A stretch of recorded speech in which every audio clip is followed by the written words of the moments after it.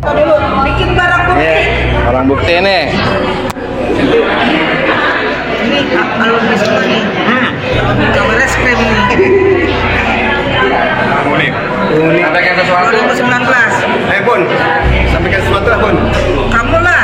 Nih kita udah angkat dia jadi juru bicara. Bicara. Assalamualaikum warahmatullahi wabarakatuh.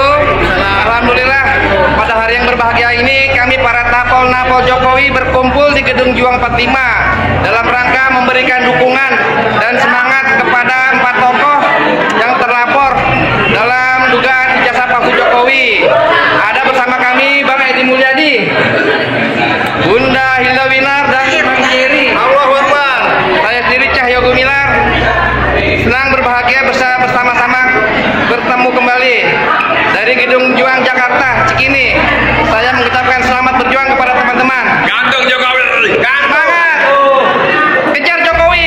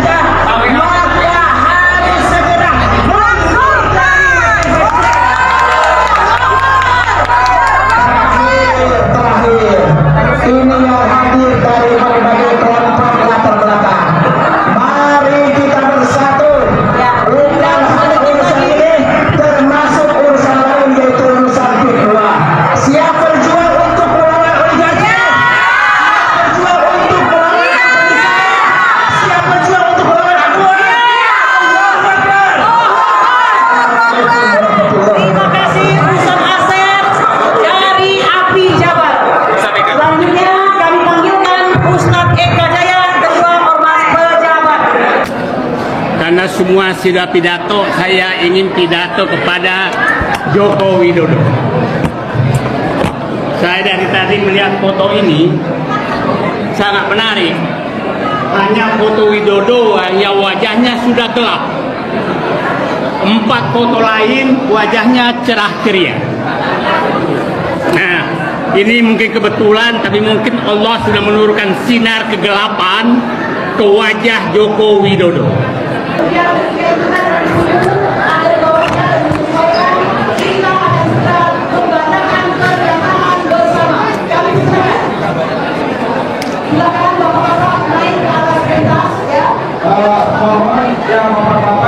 Pak Rismon dan kawan-kawan Pak, bapak-bapak yang cukup di atas, ibu-ibu di bawah ya, biar kita tahu mendukung rakyat. Kita bayarkan, layar-layar ke atas ya, layar-layar ke atas.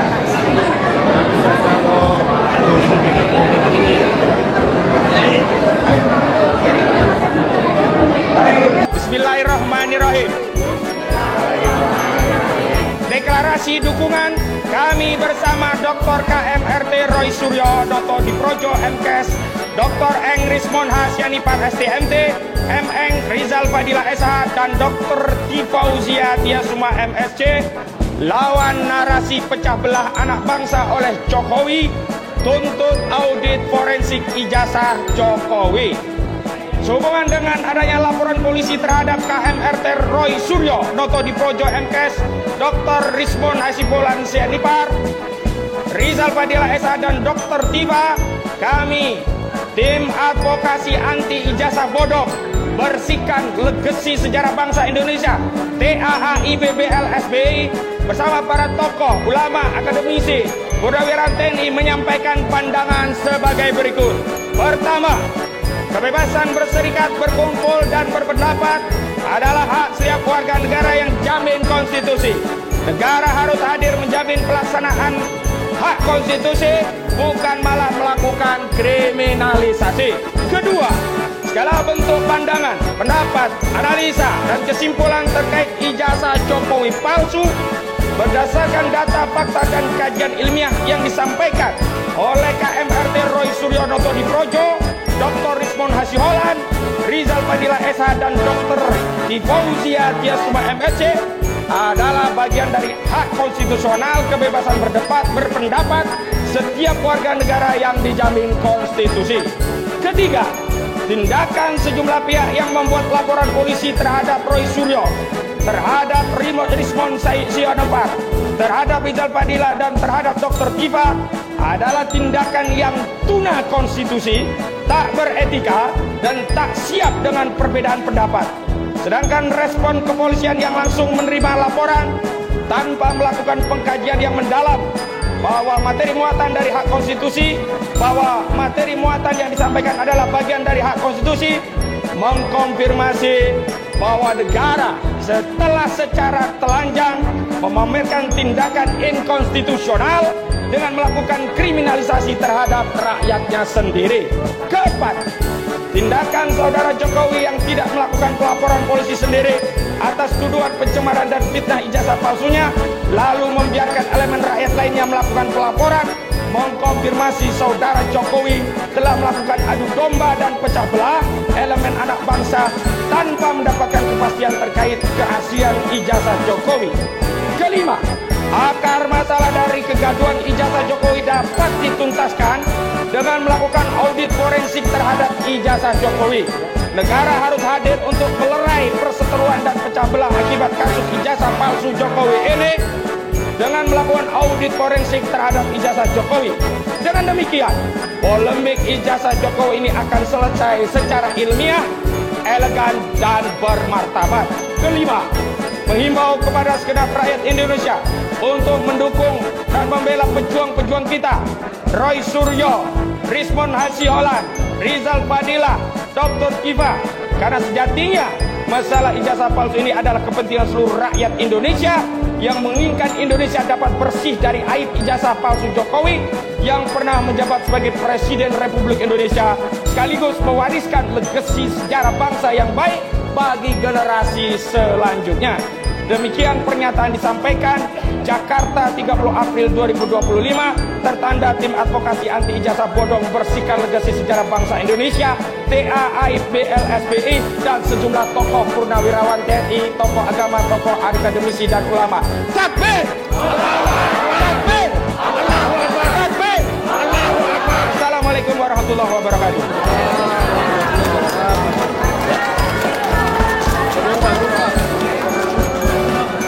Ya, silakan kembali.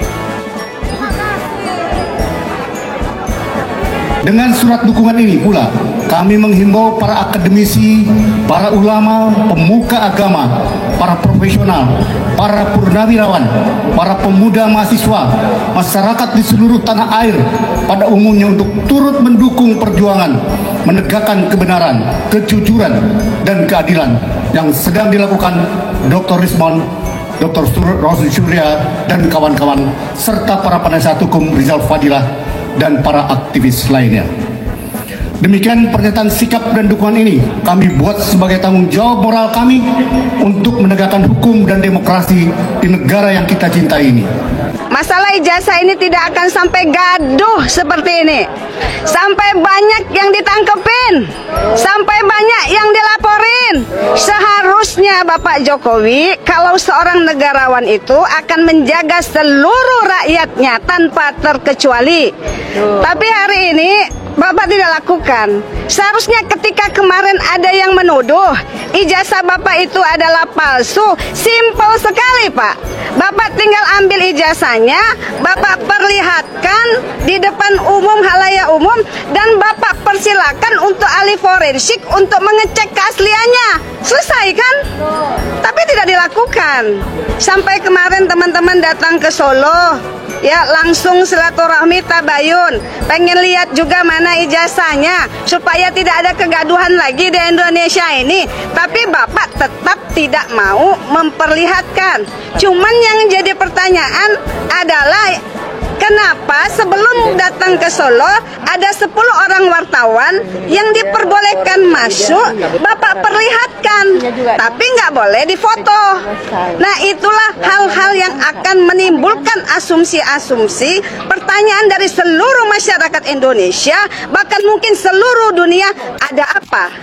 Bapak bilang kepada kita, nanti akan saya tunjukkan ketika diminta oleh pengadilan. Kemarin di Surakarta, pengadilan di Solo, ketika mediasi diminta untuk menunjukkan ijazahnya, Bapak pun tidak tunjukkan ijazahnya. Kenapa? Seharusnya simpel Pak. Tidak akan ada kegaduhan, tidak akan ada teman-teman yang dilaporkan apabila Bapak berani untuk menunjukkan di depan publik umum, ini ijazah saya, silakan cek ijazah saya asli atau tidak, serahkan kepada ahli-ahlinya.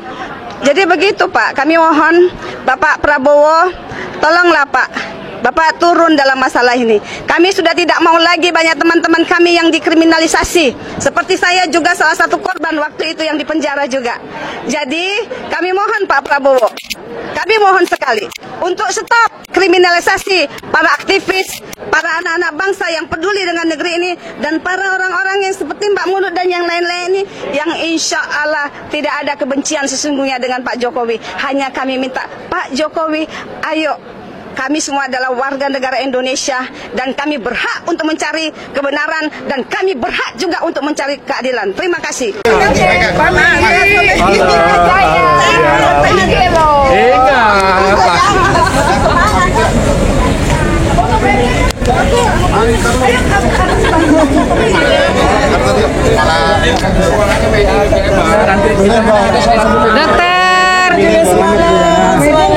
Dokter, sehat semangat ya.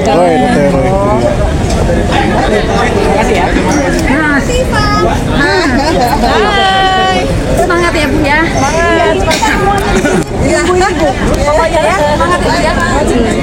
Semangat Bu.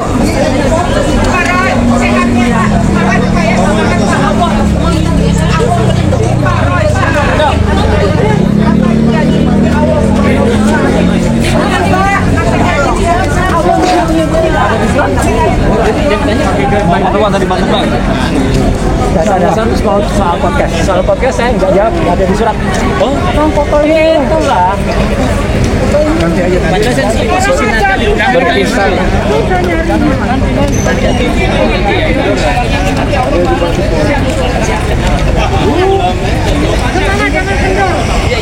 Saya berharap Presiden Joko Widodo dan keluarganya berhentilah menarget warga negara Indonesia untuk dipenjarakan.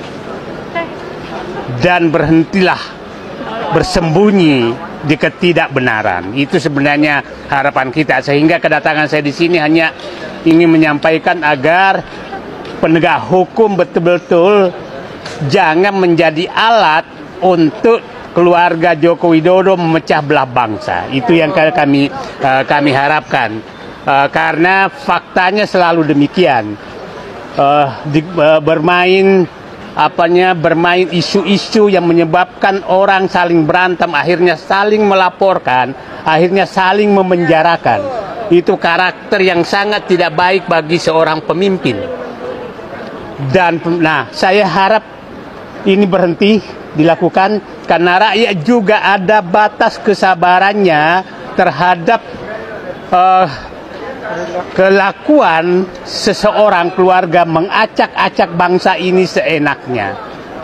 Dan rakyat juga ada batas sabarnya untuk aparat negara tidak lagi digunakan oleh kepentingan keluarga ini untuk mengacak-acak bangsa. Kami semua sudah capek diacak-acak, dipecah belah, dibikinkan isu, dibikinkan buzzer untuk saling menghujat dan saling memenjarakan.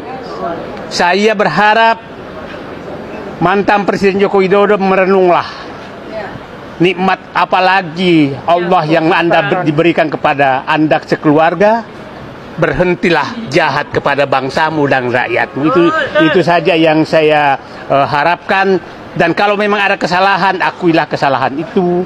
Dan insya Allah rakyat Indonesia paham kok.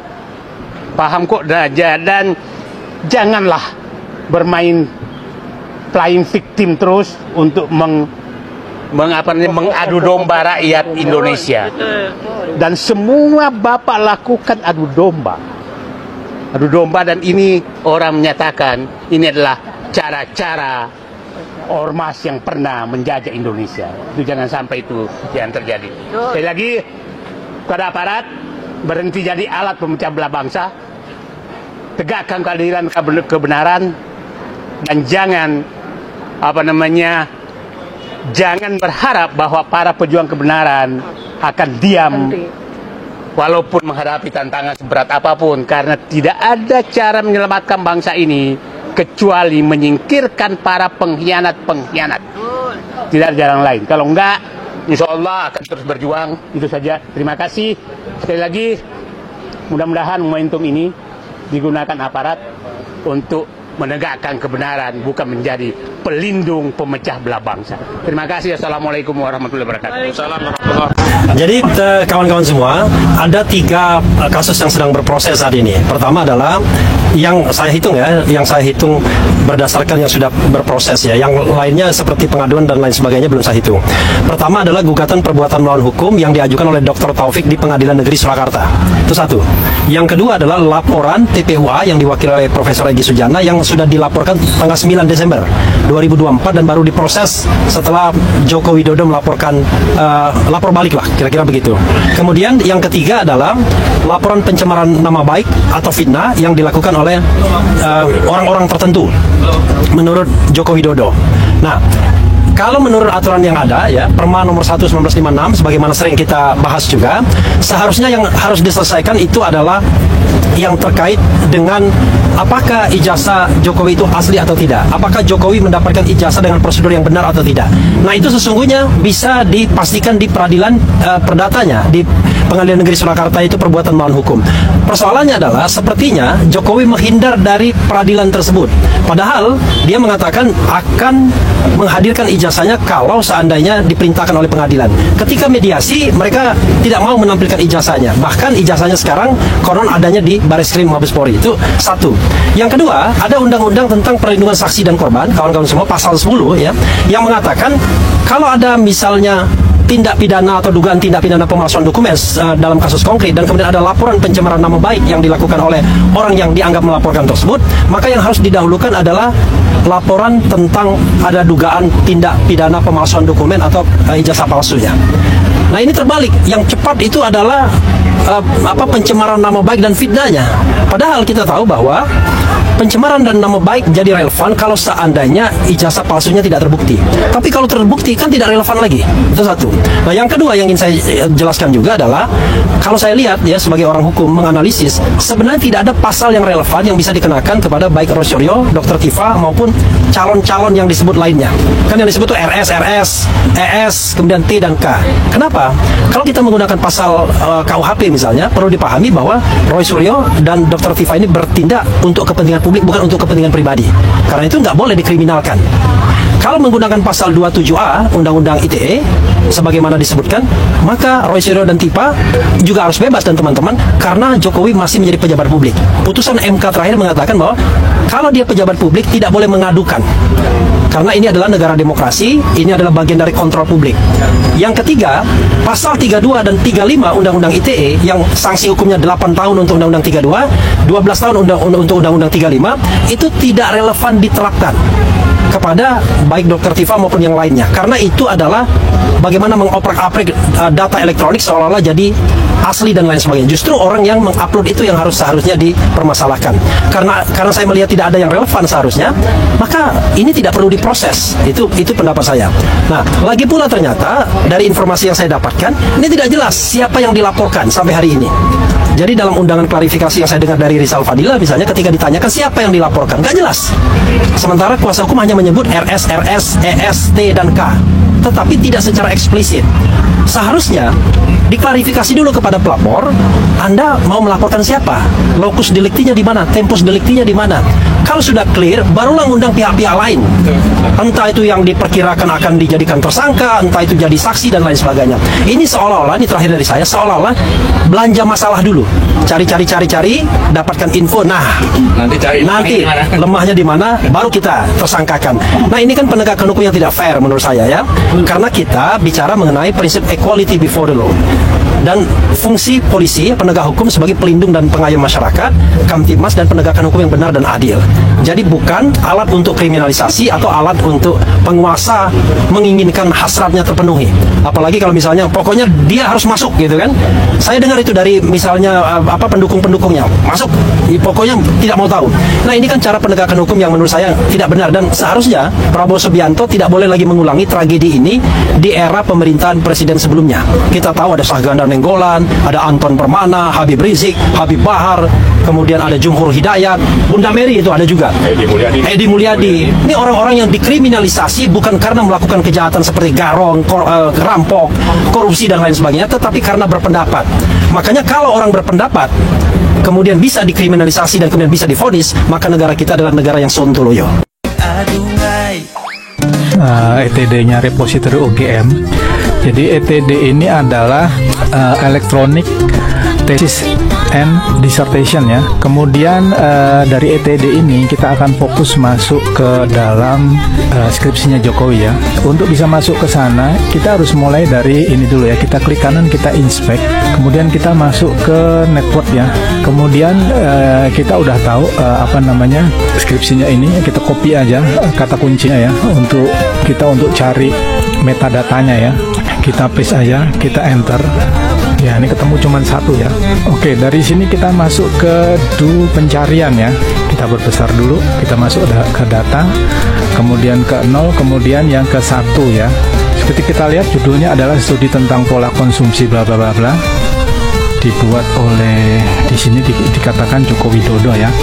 Tapi yang unik bahwa skripsi ini baru ditambahkan di bulan Februari atau tepatnya 12 Februari 2019 ya, jam 8.42. Kemudian diubah ini baru beberapa hari yang lalu ya, tanggal 16 April 2025 jam 9.16. Jadi dimasukkan di tahun 2019, kemudian 2025 ini mereka ubah ya.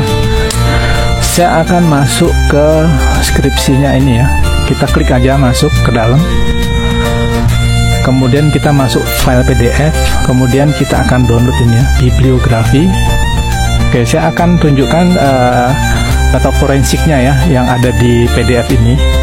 Untuk tahu digital forensiknya ini kita bisa lihat di properti aja ini. Kita klik properti. Nah, di sini akan kelihatan ini. Ternyata dibuatnya tahun 2018 bulan Februari tanggal 19 ya. Jam 1:12 ke 15 PM.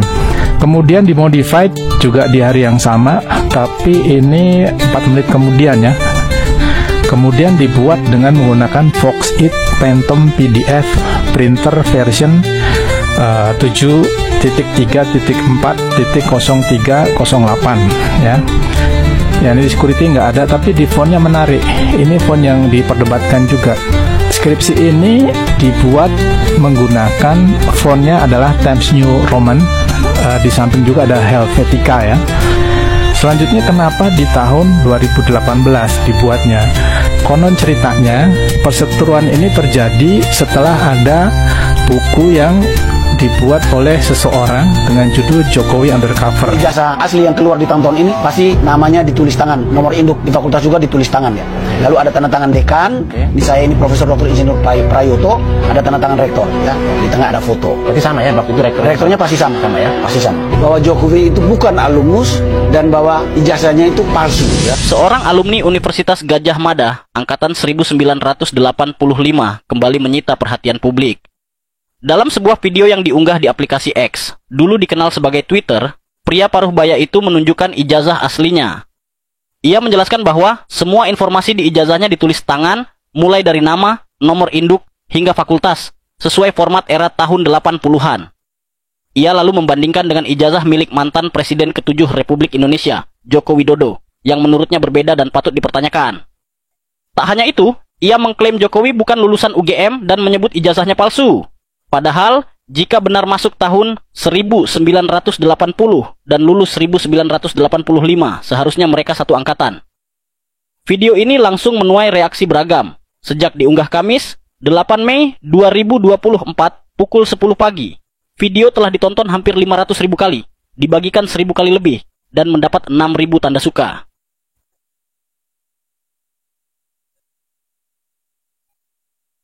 Ya, ini ijazah saya, nomor seri ya. Ini nomor seri ini ada kode fakultas, ada nomor induk di fakultas, ada singkatan dari fakultas, dan ada tahun lulus ya. Jadi kita buat perbandingan dengan ijazahnya Pak Jokowi ya, ya nomor seri ini. Ya. Soal fontnya ini sama fontnya ya? ini saya yakin mestinya sama ya. Dan nama ini memang ditulis tangan ya. Jadi kalau ijazah asli yang keluar di tahun-tahun ini pasti namanya ditulis tangan, nomor induk di fakultas juga ditulis tangan ya. Lalu ada tanda tangan dekan, di saya ini Profesor Dr. Insinyur Prayoto, ada tanda tangan rektor ya. Di tengah ada foto. Berarti sama ya, waktu itu rektornya pasti sama ya, pasti sama. Bahwa Jokowi itu bukan alumnus dan bahwa ijazahnya itu palsu ya. Saya alumni UGM. Tahun berapa? Tahun 1980 saya masuk. Berarti sama-sama dengan Pak Jokowi dong Mas? Iya. Satu angkatan? Ya kelihatannya memang kalau dari keterangannya beliau masuk tahun 80, berarti kami memang satu angkatan. Jadi karena waktu itu masa kuliahnya tidak mungkin cepat 4 tahun apa 3,5 tahun, jadi kemungkinan yang paling cepat wisudanya setelah 5 tahun ya tahun 85 mestinya wisudanya. Saya dengar Pak Jokowi sudah tahun 85 ya. Ini sudah terpampang ya ijazah dari Pak Jokowi. Tapi kami juga memiliki informasi lain pemirsa untuk Anda, karena redaksi TV One ini mendapatkan buku tahunan alumni dari UGM dari salah satu sumber yang tidak berkenan kemudian diinformasikan atau dipublikasikan identitasnya. Nah, ini adalah album alumni Bapak-bapak, Mas Alek, Prof. Suparci dan juga Bang Hensat. Nah, ini kan bisa ada buku yearbook, ada tertulis nama Joko Widodo di situ ya. Kemudian lahir di Solo Beda ya dengan ijazah tadi ya. Nah, ijazah tadi dari Surakarta lahir. Oke, baik. 21 Juni 1961, betul? Cek ijazah tadi, lahir di Surakarta tadi. Ya, nanti kita akan lihat. Nah, ini peringatan 25 tahun Fakultas Kehutanan UGM pada 23 Agustus 1988. Ini kalau kita coba lihat bukunya berwarna hijau. Coba ya kita nanti lihat. Diterbitkan 88. Oke, kita bandingkan nanti dengan ijazah yang kemudian sejak awal tadi kita lihat. Bisakah kemudian dibuka kembali untuk buku tahunan ini, pemirsa? Paling tidak ini kemudian juga menambah lagi ya bahan kemudian perbincangan kita malam hari ini. Coba kita lihat ijazahnya. Nah ini Prof, lahir di kita coba lihat Surakarta. Lahir di Surakarta. Tadi di Solo. Betul. Ada perbedaan di situ ya. Lahir di Surakarta dan juga lahir di Solo, meskipun tanggalnya berbeda. Nah, nih tanggalnya sama. Tanggalnya sama meskipun tempatnya satu di Surakarta, satunya di Solo. Kita siap bertarung tapi fair. Jangan klien kami dipersoalkan tapi ditahan. Karena klien kami yang punya keahlian di bidang forensik digital, tidak boleh ditahan. Fair, ayo kita adu. Kalau Pak Jokowi merasa dicemarkan, nggak apa-apa, silakan lapor. Karena itu hak. Baik fitnah atau tidak, namanya dicemarkan, dia punya hak. Baik sebenarnya ijazahnya bodong pun, dia merasa tercemar, nggak ada masalah. Dia lapor, nanti akan kita buktikan di pengadilan apakah ijazah itu benar-benar bodong atau sejatinya sudah sejak dulu bodong. Kan paling itu pilihannya, benar-benar palsu atau sebenarnya baru diketahui palsu begitu. Benar tidak? Nah, jadi ini nggak ada masalah buat kami. Wong nggak bisa ditahan, walaupun kami tegaskan ini bukan pencemaran. Lah wong, ini pendapat ada dasarnya. Di mana pencemarannya?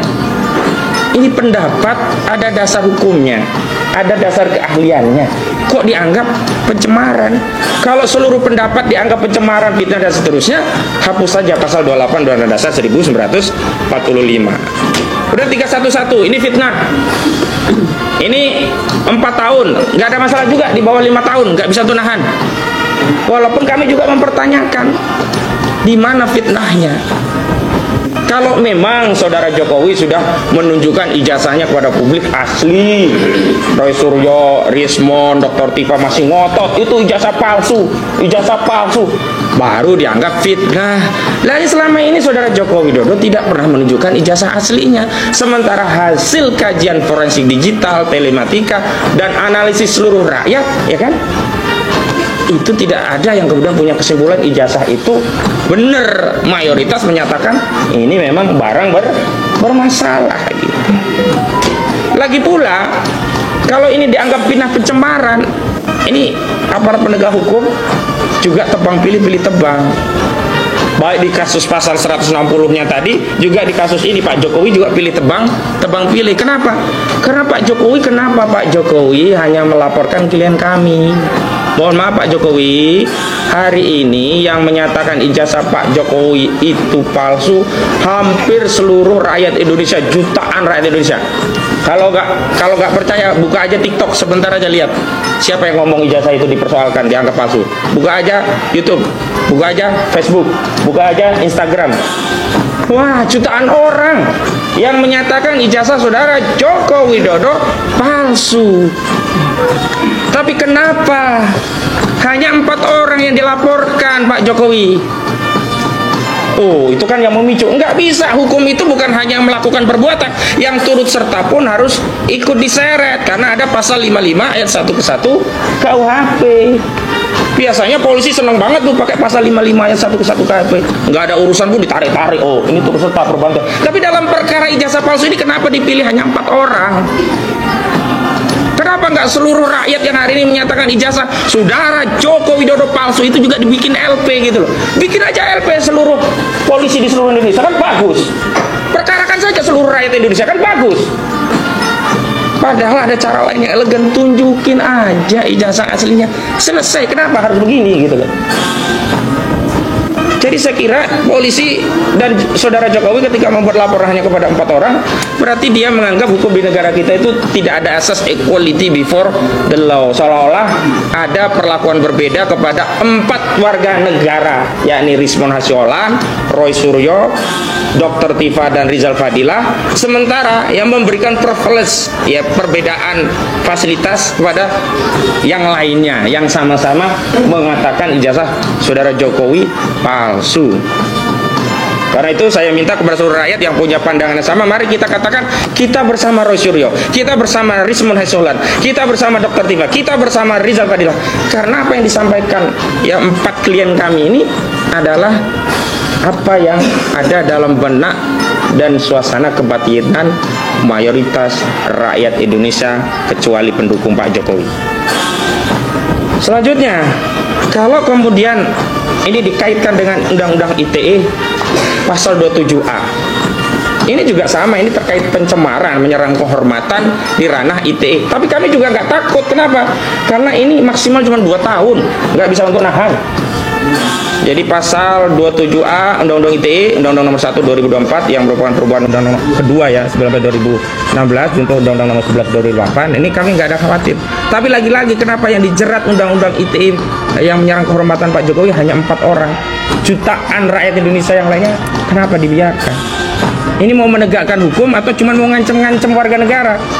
Mau menegakkan hukum atau mau mempolitisasi, mengancam dengan sarana hukum, seolah-olah ya dengan laporan kepada 4 ini, orang 4 ini bisa diam, bungkam, dan kemudian seluruh rakyat ikut diam dan bungkam. Mohon maaf saya tegaskan, Rismon Hasyolan Sianipar menegaskan dengan tegas, tidak takut penjara, bahkan kalaupun harus mati karena membela kebenaran, membela ilmu.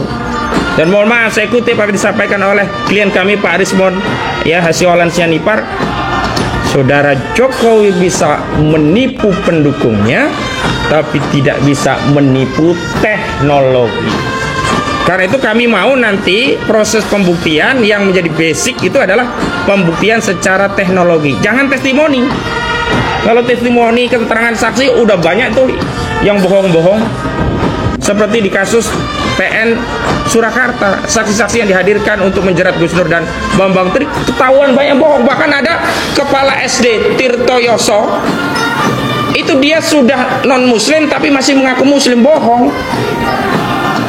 Kemudian ada juga yang menyatakan Jokowi itu pinter ya, ranking 1 terus. Ternyata enggak ranking 1 terus, bahkan mungkin bisa jadi enggak ranking 1.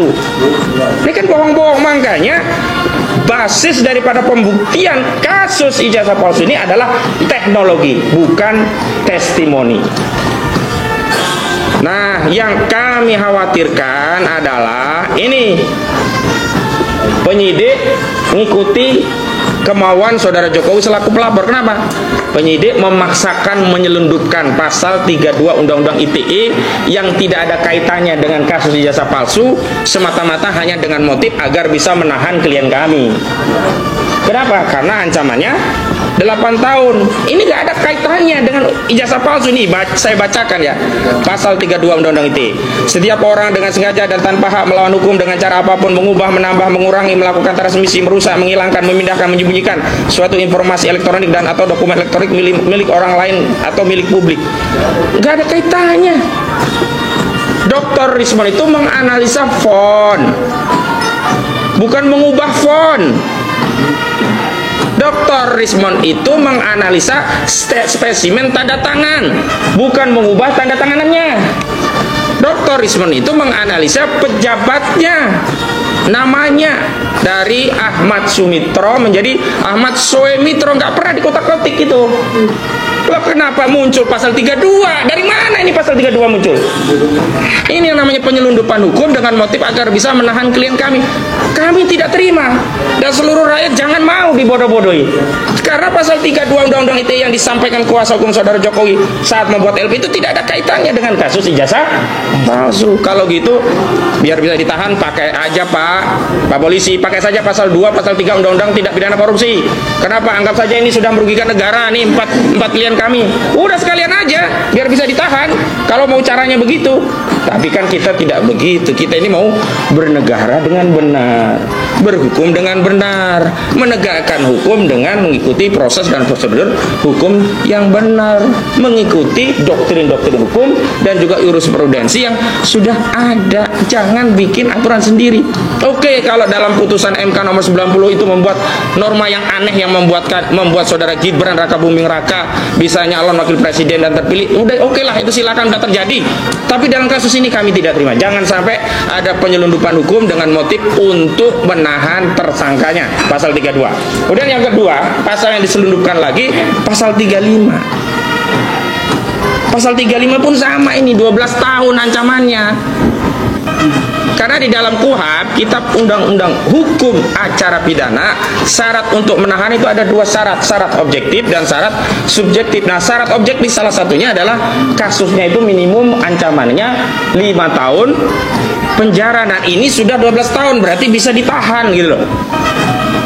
Coba pasal 35 ini, dalam pasal 35 ini bahwa setiap orang yang melakukan penciptaan informasi elektronik dan atau dokumen elektronik agar dianggap seolah-olah data itu dianggap otentik, diacap pidana menjadi 12 tahun. Anggap saja ini memanipulasi data informasi elektronik. Nggak ada yang memanipulasi, mengubah bentuk, mentransmisikan dan sebagainya. Nggak ada.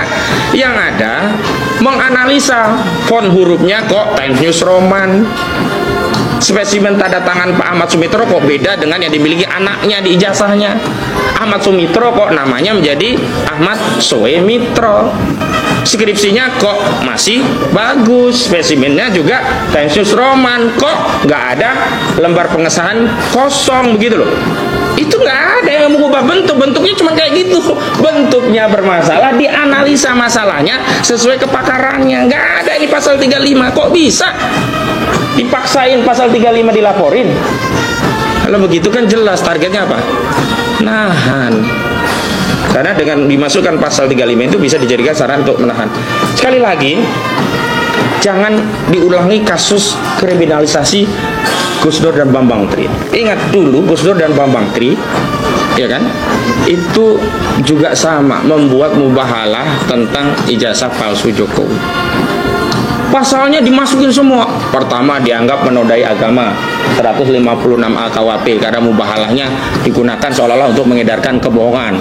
Kedua, pasal HOA 14 ayat 1 dan 2 dan pasal 15 Undang-Undang nomor 1 tahun 1946, seolah-olah ijazah palsu itu adalah kabar bohong, padahal ijazah aslinya nggak pernah datang ke pengadilan sampai putusan. Ketiga, baru digunakan pasal pukat harimau untuk menjerat para aktivis, ya, sampai sekarang juga sering digunakan, yakni pasal 28 ayat 2 untuk 45A ayat 2 Undang-Undang ITE, yakni dianggap menyebarkan kebencian dan perusahaan kepada individu atau kelompok masyarakat berdasarkan sara, suku, agama, ras, dan antar golongan. Cukuplah Gus Dur dan Bambang Tri yang jadi korban pasal-pasal karet seperti ini. Dan hari ini, mohon maaf, yang di Depok itu nggak ngerti hukum yang bikin laporan Depok. Nggak ada lagi pasal kabar bohong. Pasal 14 ayat 1 dan 2, pasal 15 Undang-Undang nomor 1 1946 tentang peraturan pidana sudah dibatalkan oleh Mahkamah Konstitusi. Pemohonnya saat itu adalah Haris Azhar dan Fathia Maulidianti. Jadi nggak punya kekuatan hukum lagi ini. Kemudian pasal 28, ya, ayat 2 Undang-Undang ITE terkait dengan menyebar kebencian dan permusuhan berdasarkan suku, agama, ras, dan antar golongan. Saudara Jokowi itu bukan agama. Walaupun mungkin pendukungnya sudah menganggap agama, mungkin Tuhan atau mungkin Nabi, terserah ya. Tapi yang jelas nomenklatur Jokowi itu bukan agama, bukan suku juga, bukan ras, bukan antar golongan. Ini nggak bisa. Kemudian dianggap ini syarat dari mana? Keluar, Pak Usman, kamu kok tumben? Kok kelihatan sedih, ada apa? Tak panggil. Pak Pur duduk sebelah saya sini, Pak Pur. Tak ceritakan kerjaannya seperti ini. Jokowi hilang. Udah diam, Pak. Tak pegang tangannya Pak Purnomo. Pak Pur penggantinya ya, paket dia. Jangan Pak Usman, jangan main-main, jangan main-main. Tolong Pak Pur, tak dibantu Pak Pur. Saya kehilangan muka sama teman-teman di depan. Tidak bisa apa-apa. Langsung paginya saya ke Pak Amin lagi. Pak Amin, ya. Amin, saya dapat gantinya lebih bagus dari Jokowi. Penampilannya, jaringannya, kekayaannya luar biasa. Mungkin kalau 6 kali Jokowi ada, makanya Pak Purnomo. Pembesinya ada 6. Pak apoteknya ada berapa? Dan dia dosen. di UGM. Oh, dosen UGM. Itu tahun 2004 ya. Tahun 2004 ya. Dia masih ngajar. Ya. Udah, Pak Usman aku suka dong rekomendasi ini. Nah, mau nggak Pak Wi? Wah, aku kalau Pak Usman saya sobo-bobo. Terus aku tak bantu Pak Usman deh. Oke. Sudah tarung. Yang menang tuh seharusnya Pak Purnomo. Maksudnya Pak? Pada waktu pemilihan, tapi dicurangi oleh waktu itu kan namanya KPU tuh ya. KPUD ya.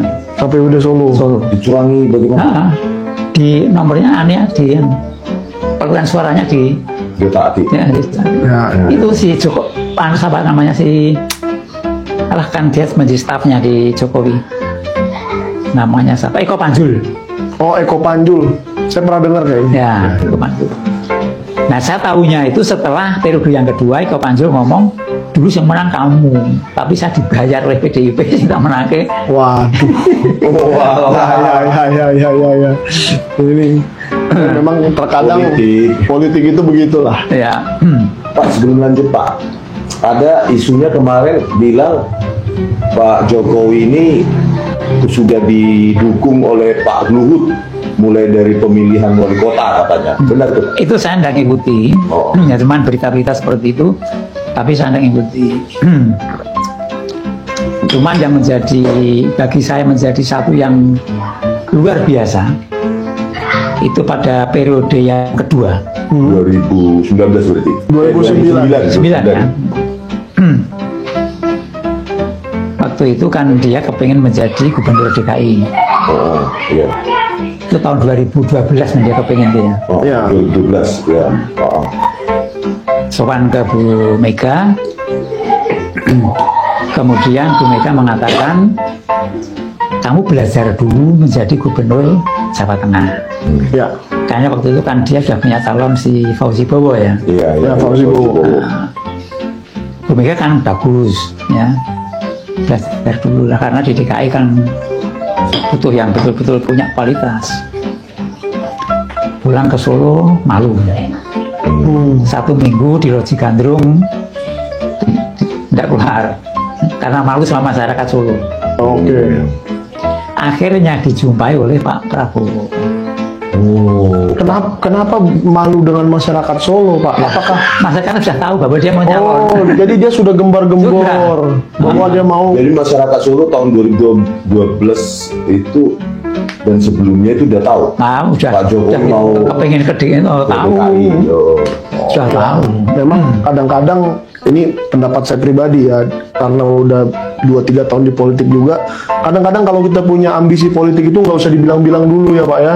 Siapa tahu nggak jadi gitu loh, kan malu. Gitu. Ya, silakan Pak. Mungkin dia butuh dukungan. Iya. Masyarakat Solo bangga. Iya. Nah sudah. Diambil sama Pak Prabowo. Ada tanya saya. Pak Prabowo datang sendiri. Wow. Jadi Pak Prabowo lah yang mengajak ke Jakarta. Sehingga pernah itu Dr. Rismon, pernah ada pidatonya Pak Prabowo, jangan kacang lupa kulitnya di 2019 atau 2014 Pilpres ya. Jangan lupa siapa yang waktu itu mengajak Anda ke Jakarta. Itu memang ya, karena Pak Prabowo yang berjasa. Ya. Mungkin ada di sama Bu Mega apa seperti apa, dipersilahkan. Pertemuan di Jakarta 5 orang. Yang satu teman saya, baik saya. Siapa Pak? Bang Sapono, dia di stafnya Pak Jokowi. Oh, Bang Sapono, stafnya Pak Jokowi.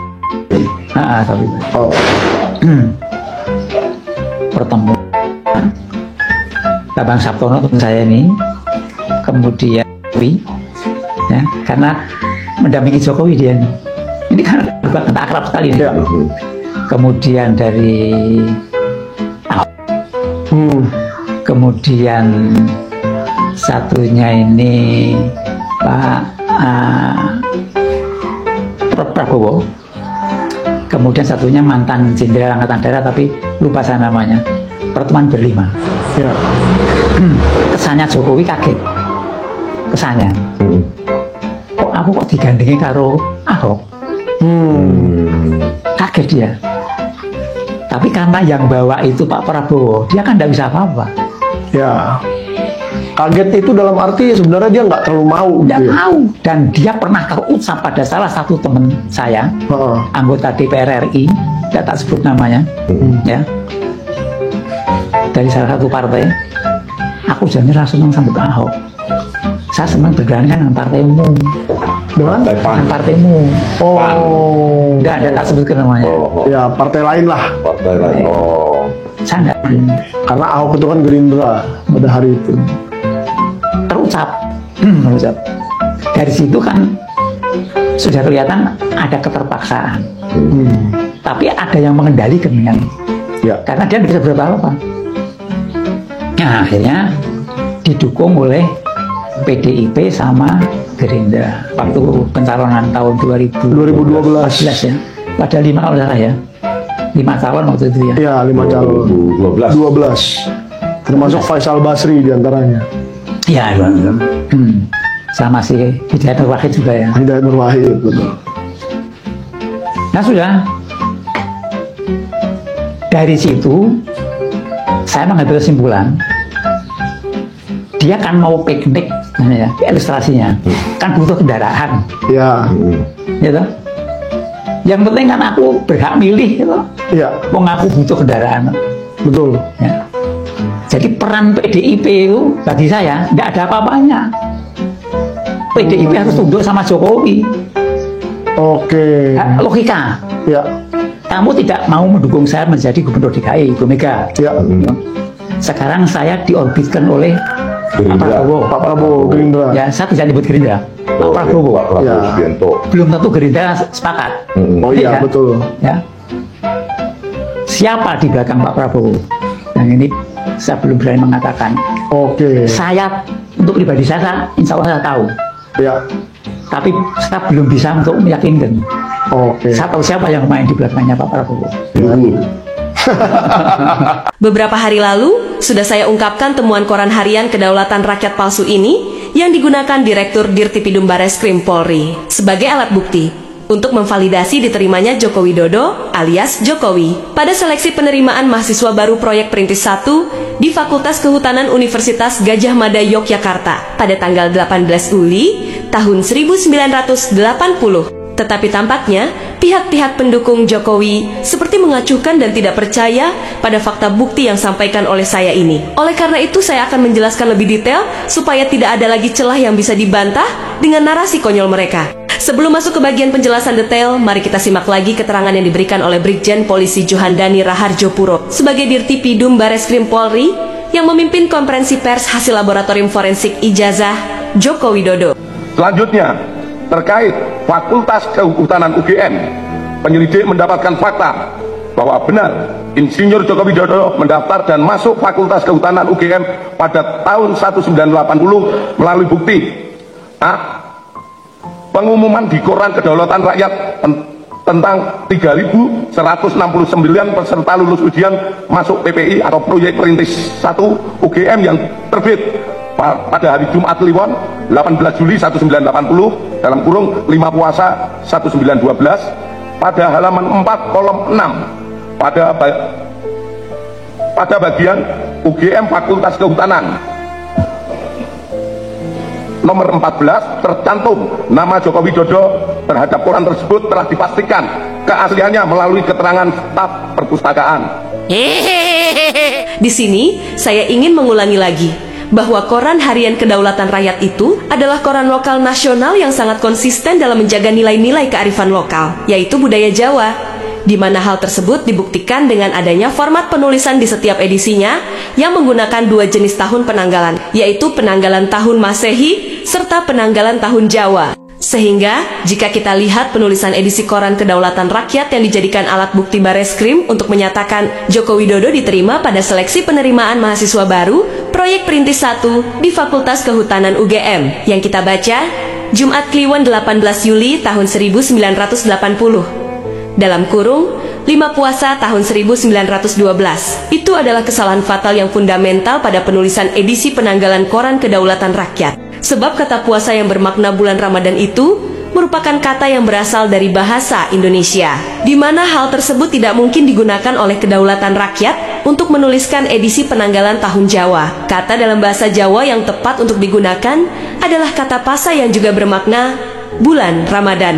Mari kita bandingkan koran kedaulatan rakyat ini dengan koran kedaulatan rakyat asli yang sama-sama edisi bulan Ramadan. Meskipun berbeda tahun terbit, namun dapat dijadikan sebagai alat pembanding yang komprehensif. Koran Kedaulatan Rakyat ini edisi 25 Juni 1983. Penulisan edisinya tertulis Sabtu Pahing 25 Juni 1983 di dalam kurung 14 Pasa tahun 915. Sekarang kita compare dengan koran Kedaulatan Rakyat yang dijadikan alat bukti Bareskrim. Apa yang bisa kita jumpai? Yaitu perbedaan format penulisan edisi penanggalan, bukan? Yang asli menggunakan kata pasa, yang palsu menggunakan kata puasa. Untuk lebih membuktikan konsistensi penulisan edisi penanggalan tersebut, kita lihat pada koran Kedaulatan Rakyat yang sudah dalam bentuk electronic paper modern, penulisan edisi penanggalannya tetap menggunakan format yang sama. Untuk lebih jelas, mari kita cek bersama kebenarannya.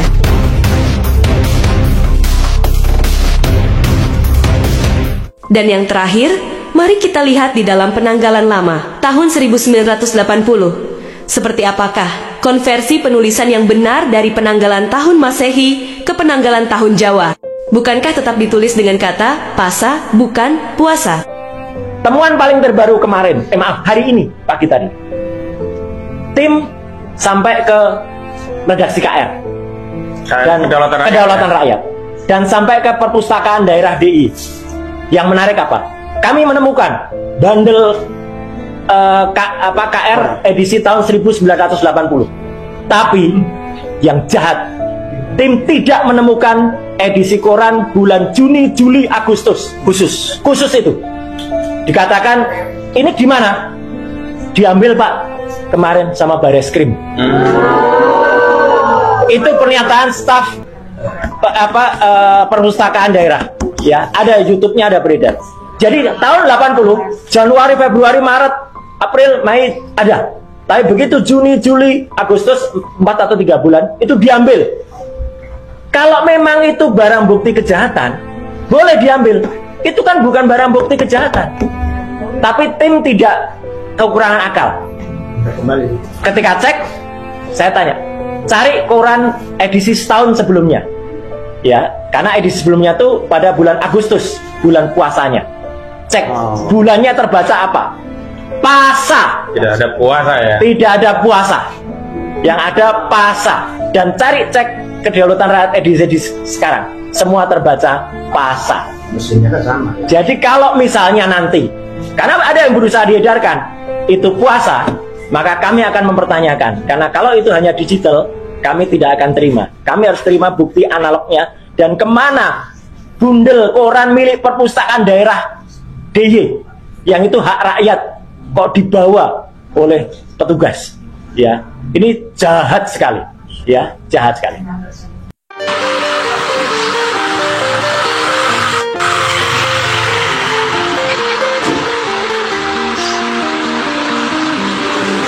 Gak ada orang ya.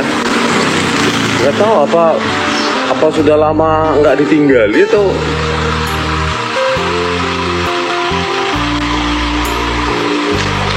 Mbak tanya tetangga dulu.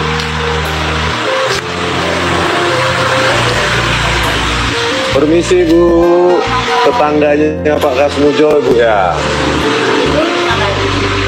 Ibu tetangganya Pak Kasmujo. Ada di rumah atau bagaimana Bu? Oh, kurang tahu. Oh, nggak tahu Bu ya. Tahu ya. Oh, sesehari nggak ngelihat Bu ya? Iya. Oh. Orang tutup pintu. Tutup pintu ya? Oh. Iya Bu, iya Bu. Kalau Pak Kasmujo. Pak Kasmujonya jarang kelihatan ya? Pak? Ya, jarang. Oh, jarang. Terakhir kapan Bu ketemunya Bu? Di depan? Ya, beberapa hari yang lalu.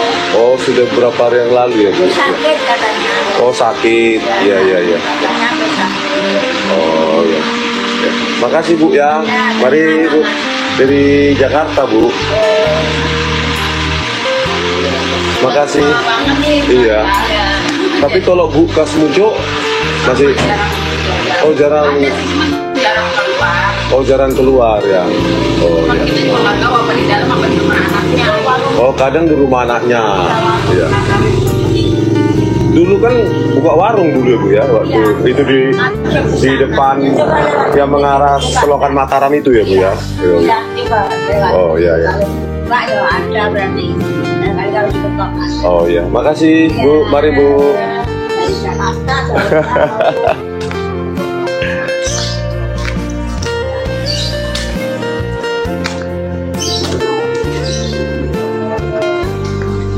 Jadi Pak Kasmujo ini dulu punya warung, ya kan? Ini dia Selokan Mataram. Ini dekat kos saya dulu waktu di Jogja. Kos, nah inilah Selokan Mataram nih. Karena sekitar setengah kilo dari sini sebenarnya kos saya dulu waktu kuliah di Elektro UGM 94 ya. Tapi saya agak masuk dalam, ini pinggir Selokan Mataram. Nah inilah warungnya Ibu Kasmujo. Sekarang tutup. Nah ini dari sisi Selokan Mataram ya, cuma setengah kilo atau 1 kilo dari rumah sakit Sarjito. Ini dulu warungnya Bu Kasmujo. Nah ini, tetapi tetangganya ada loh sini. Warung juga. Oh Pak Kasmujo, Pak. Permisi Pak. Iya Pak. Bentar Pak ya. Kenalkan Pak, saya Rismon Sianipar Pak. Rismon Sianipar Pak. Oh iya Pak, sehat-sehat Pak ya. Bapak bisa kami bertamu sebentar Pak? Tidak bisa. Oh, karena tidak nanti semua urusan tidak boleh di rumah, tidak harus di fakultas atau di ya. Oh, jadi enggak bertanya-tanya biasa-biasa saja Pak? Tidak bisa. Tidak oh. Oh, maaf ya. Sebentar aja Pak? Ada bisa, karena sudah diatur ya. Oh, harus ke fakultas Pak ya? Iya. Tentang ini loh Pak, pembimbing skripsi itu Pak, yang Bapak iya. yang pembimbing skripsi umurnya harus di atas 50. Harus di atas 50. Bukan Pak, yang tahun 2017 kan Bapak tampil di TV bersama Pak Jokowi. Bapak kan di situ Pak Jokowi mengatakan Pak Jokowi bolak-balik bimbingan skripsi. Bapak itu kan yang salah. Iya Pak? Salah itu. Iya Pak, bentar lah Pak, biar ini Saya untuk negara Pak. Saya baru 3B sudah bisa bimbing. Bapak saat itu berarti bukan pembimbing skripsi? Jelas bukan. Bukan pembimbing akademik? Bukan. Pembimbing akademik pun bukan Pak? Oh bentar lah Pak, maaf Pak, maaf.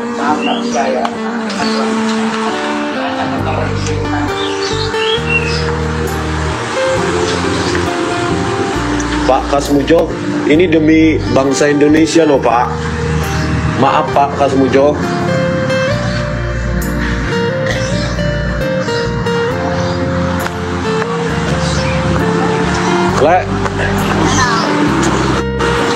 Sempat saya wawancarai Pak Kasmujo. Pak Kasmujo ada di dalam, sempat saya wawancarai. Wah, ternyata Pak Kasmujo bukan pembimbing akademik maupun pembimbing skripsi. Oh, bisa kita ketemu sebentar? Tadi sudah saya wawancara langsung ditutup. Jadi Pak Kasmujo tadi bukan pembimbing skripsi, bukan juga pembimbing akademik. Oh, tadi baru ketemu ya? Iya, ini live saya ini. Dari sana pintunya. Coba, ini kan warungnya. Ada loh, ini demi sejarah Indonesia. Iya, ini ternyata Pak Kasmujo. Sementara Pak Jokowi mengatakan pembimbing akademik. Dari sini tadi saya ketemu, tapi langsung ditutup. Ini warungnya Pak Kasmujo juga. Oh, yang sini udah tutup ya? Di situ tadi, di pintu itu tadi. Pintu ini ya? Iya. Jadi Pak Kasmujo juga mengatakan video tahun 2017 itu salah. Dan bukan pembimbing akademik, pembimbing skripsi dan pembimbing akademik. Jadi sudah masuk di live-nya Bali G Academy ya? Iya. Kita ternyata bukanya di sini, di belakang. Ini Selokan Mataram ini. Pak Kasmujo.